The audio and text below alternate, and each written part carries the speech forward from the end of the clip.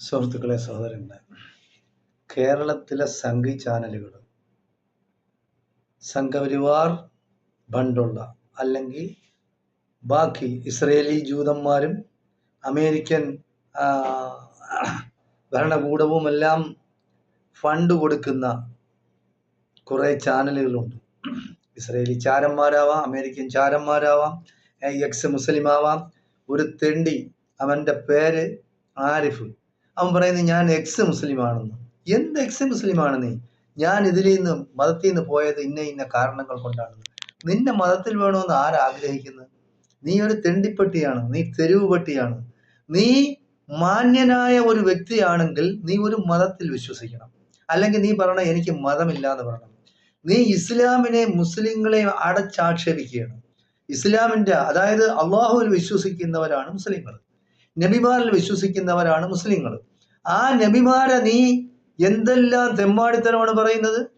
ലോകത്ത് നിന്റെ അവനവൻ ഇഷ്ടമുള്ള മതത്തിൽ വിശ്വസിക്കാം, അത് പ്രചരിപ്പിക്കാം, പക്ഷേ മതങ്ങളെ ആക്ഷേപിക്കരുത്. അത് നമ്മുടെ ഭരണഘടന വിരുദ്ധമാണ്. നീ ചെയ്യുന്ന ക്രിമിനൽ കുറ്റമാണ്. ഇപ്പൊ ഇന്ത്യയിൽ ഭരണവർഗം ഈ സംഘികളും സംഘപരിവാർ ശക്തികളും ആയതുകൊണ്ടാണ് നിനക്ക് ഇത്രയും ഹുങ്ക്. അല്ലെങ്കിൽ നിന്നെ എന്നേ പിടിച്ച് ജയിലിലാക്കുമായിരുന്നു, അല്ലെങ്കിൽ നിന്നെ ജനങ്ങൾ തല്ലി കൈയും കാലും ഓടിക്കുമായിരുന്നു. അത് നിനക്ക് ഇനി നീ സൂക്ഷിച്ചോ, നിന്റെ കൈയും കാലും ആരെങ്കിലും തല്ലി ഓടിക്കുമെന്നുള്ള ഉറപ്പാണ്. നീ പറയുന്നതിന് ഒരു പരിധിയുണ്ട്. നീ എല്ലാ ജാതിക്കാരെയും അങ്ങനെയാണെങ്കിൽ എല്ലാ മതങ്ങളെയും ആക്ഷേപിക്കണം. നീ ആക്ഷേപിക്കുന്നില്ല. നീ ഇസ്ലാം മതത്തെയും അള്ളാഹുവിനെയും നബിമാരെയാണ്, അല്ലെ നബിമാരുടെ ഭാര്യമാരെയാണ് നീ ആക്ഷേപിക്കുന്നത്. നിനക്ക് തന്തയും തള്ളയുണ്ടാടാ? നിനക്ക് തന്തയും തള്ളയുണ്ടാ? നിന്റെ തള്ളയ പിന്നെ ആരെങ്കിലും ഇങ്ങനെ ആക്ഷേപിച്ച അത് മാത്രം.